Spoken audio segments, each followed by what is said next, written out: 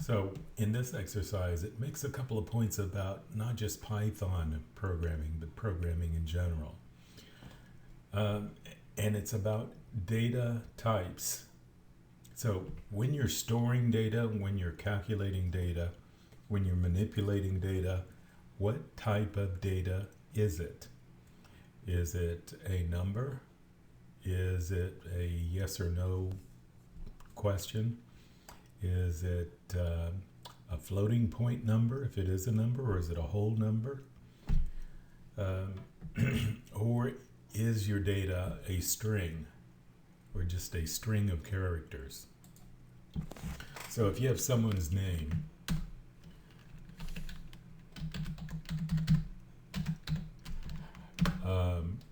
that name, each one of these characters is separate, but when you string them together, then you have a string of characters.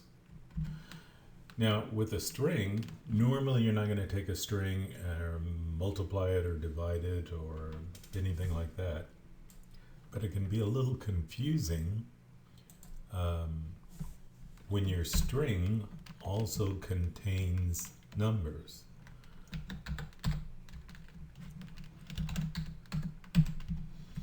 So here you still have a string,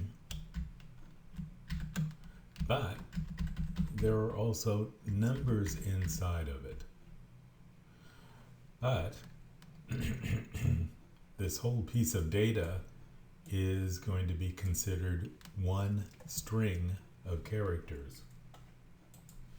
So that takes me to my point. So in this example, we've got an exercise where you want to input a piece of information and store it into a variable name.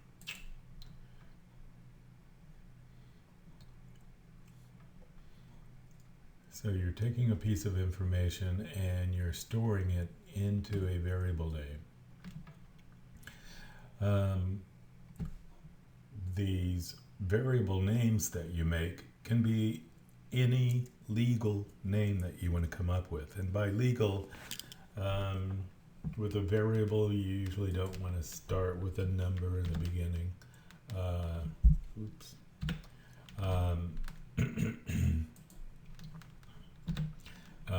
You don't want to put a space in the variable name.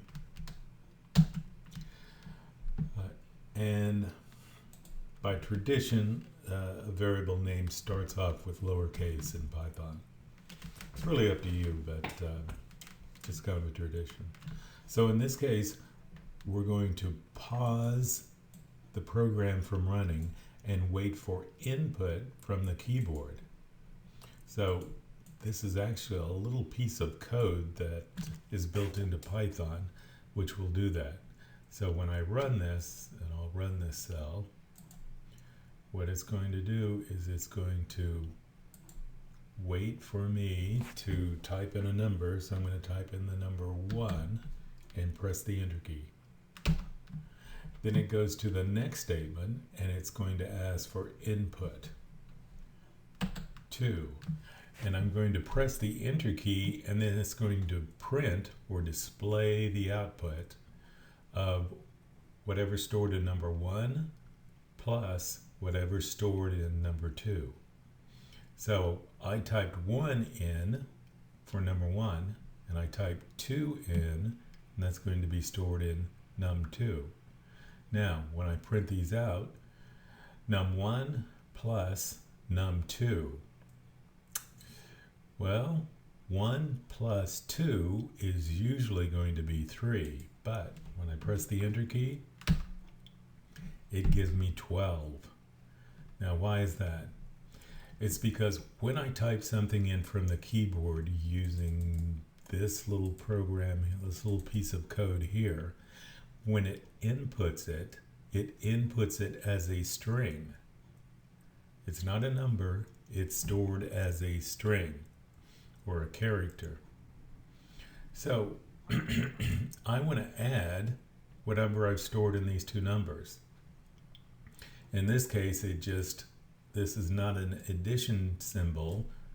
It recognized this as a concatenation symbol, which means just join these, whatever pieces of string that these are, just add them together. So let me show another example. I'm going to run this again, and I'm going to type in Bill for the first one, press the enter key, and John for the second one. And when I press the enter key, it's going to add or concatenate those two pieces. Well, press the enter key, and it just joined those two pieces together. So if I'm adding, multiplying, dividing, or subtracting, here's what I want to do. Is that before I go to this, I want this to be used as an addition symbol. I want to add two numbers. So to convert these into numbers, there's a little function called int. I'm going to put a parentheses, and then at the end I'm going to close this inside of the int function, and then I'm going to do the same thing with that with the next one. Whoops. And close that one in. Okay. So now it's still going to ask for input, but before it stores it in here, it's saying convert this into an integer and then store it in there. Whatever the input is here, convert it into an integer and store it in here. Now, when it goes to num1 add num2, it should run okay. So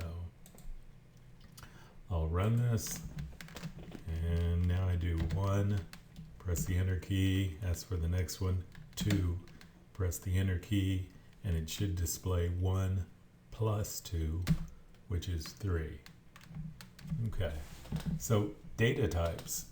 It's a big deal. How do you store that data when you get data in? Is it a string? Is it an integer or a whole number? Or in this case, I could change this to a floating point number.